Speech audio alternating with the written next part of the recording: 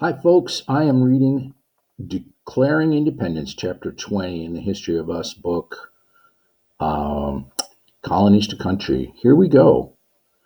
Declaring Independence. Unless you like to memorize dates, there aren't many that you need to remember, but here are a few that are important. 1215, 1492, 1607, 1620. What happened in those years? You can't remember? Go ahead and try. You might be surprised and find there is more in your brain than you realize. And then if you need to check, look on page 100. Now I have another date for you to remember, and this one is the most important of all. Something happened on that day that changed America. It even changed the whole world. It was a day that King George III didn't think important. He would find out how wrong he was. The date is July 4, 1776.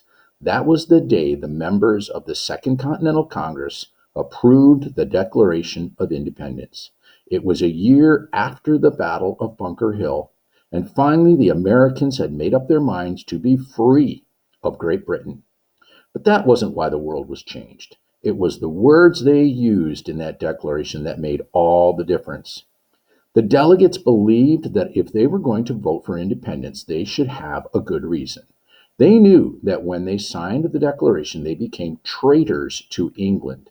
They would each be hanged if England captured them. If they were going to take that big risk, they wanted to make it worthwhile. And it would be worthwhile if they could help create a free nation, a great nation, a nation run by its citizens, something that had never before been done. So they thought it important to explain exactly what they were doing and why it was necessary to be free of English rule. That's why they asked Thomas Jefferson, one of the members of Congress, to write a paper called a Declaration that would tell their beliefs about good government, tell what King George had done wrong, announce that the colonies were now free and independent states.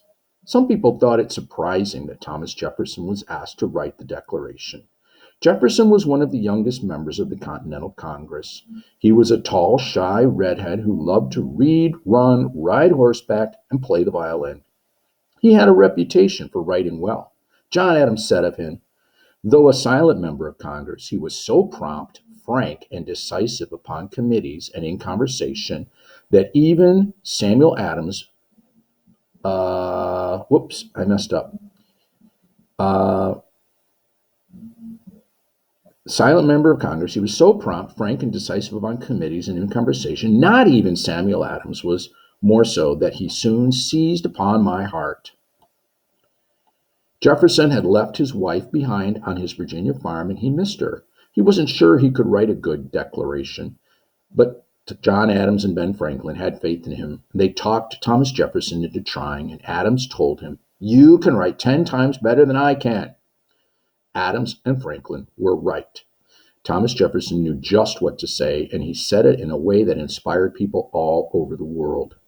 The whole Declaration is something to read and think about, but one part will ring in your ears with its greatness. Jefferson wrote, "We hold these truths to be self-evident, that all men are created equal, that they are endowed by their Creator with certain unalienable rights, that among these are life, liberty, and the pursuit of happiness, that to secure these rights, government are instituted among men, deriving their just powers from the consent of the governed."